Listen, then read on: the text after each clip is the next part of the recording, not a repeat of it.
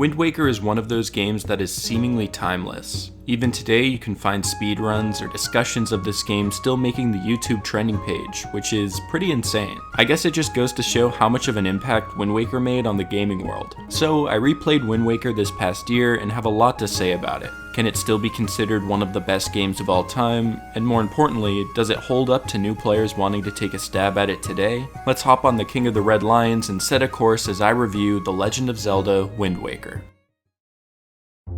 Did you know that the majority of Zelda fans were upset when Wind Waker was first announced? After the success of Ocarina of Time and Majora's Mask, fans of the series were craving a game in the same mature style. So you can understand that it may have been a surprise when they found out that Wind Waker's art style was vastly different. Gamers were upset about how cute and cartoony everything looked, especially after a tech demo that was released just a year before that showed a darker tone to the game. To much surprise, Wind Waker's art style is one of its biggest strengths. Even people who aren't fans of the Zelda series can easily set Wind Waker's art style apart from the rest of the games, and it's a testament to how effective changing up the formula for a game series can be. Everything from the exaggerated expressions on Link's face to the stylized explosions from bombs set an upbeat tone that is truly unmatched in any other Zelda game. In my opinion, the introduction to Wind Waker is one of the most memorable moments in gaming history. It's a classic start to any Zelda game. Establish and explore Link's hometown, find a sword and learn how to use it, and finally experience a call to action that sets your journey into motion.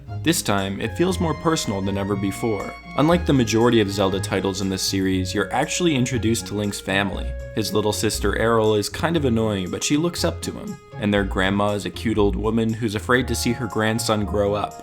Setting up these characters is so effective in Wind Waker because it raises the stakes for what happens next. After seeing a giant bird creature swoop down and kidnap Link's sister, the drive to save her is stronger than ever. Usually Zelda games start off with Link leaving home on a journey to save Princess Zelda, but what makes Wind Waker so special is how personal the journey actually is. Having the quest center around rescuing Link's sister is the perfect driving force towards adventure. But possibly the greatest part of Wind Waker is the exploration. Hyrule might look a little different than it used to, because instead of traveling the land on horseback, there is no land.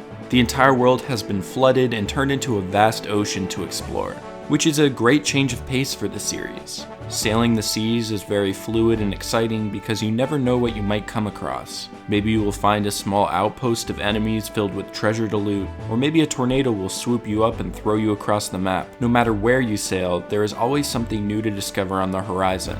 There are also 50 islands to embark on that have hidden secrets to uncover. Some of them hold massive dungeons to help you progress the story, but a lot of them are just fun puzzles to solve. These give me the same vibe as the shrines in Breath of the Wild, but the only difference would be how unique and distinguishable they are from each other. Some islands are fun little mini games to gamble away all your money, and some have entire towns of people on them. I think out of all the Zelda titles, Wind Waker has the best exploration because there's just so many possibilities to catch the player off guard. Let's talk a little bit about the dungeons. Zelda's classic temples have always been one of the biggest draws to the series. They are massive labyrinths filled with enemy encounters, puzzles, and a huge boss battle at the end. I think that Wind Waker's dungeons are hands down the best in the series because of how unique and atmospheric they are. But out of all of them, I have to recognize how brilliant the first dungeon is. When you first enter the Forbidden Fortress, you don't have a sword, so you actually have to stealthily navigate each room of this massive prison without drawing any attention to yourself. In a lot of games, they try to get you into the action as fast as possible, that way you won't lose interest. But what makes this dungeon so special is the fact that you know you will have to return one day, and when you finally do, you're stronger than ever before.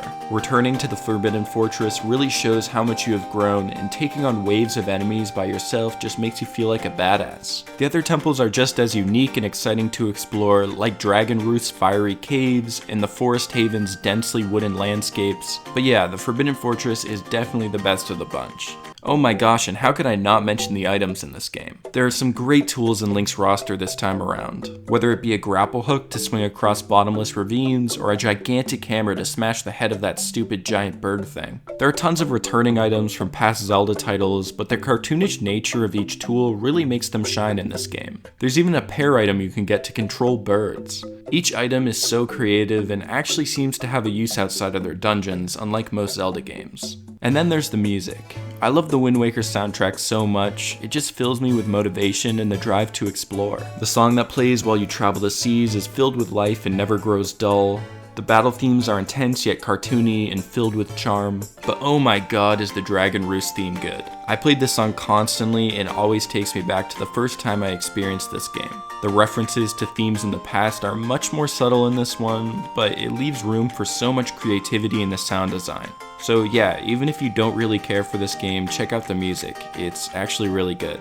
The Wind Waker will always be the first game to dramatically switch up the Zelda formula, and that's just what makes it so special. It's cartoony and even goofy at times, but the style lends itself so well to the story it's portraying that you have to respect it. This game will always have a very special place in my heart, and for that reason, I will be giving The Legend of Zelda Wind Waker a 10 out of 10. Thanks so much for watching. I made a promise to review every single Zelda game this year, so make sure you stay tuned for those and check out my other reviews from the series. Subscribe for more content like this. I'm aiming for 3,000 subscribers by the end of April, so I would love if you could help me out. As always, keep gaming to the fullest, and I will see you guys next time. Peace.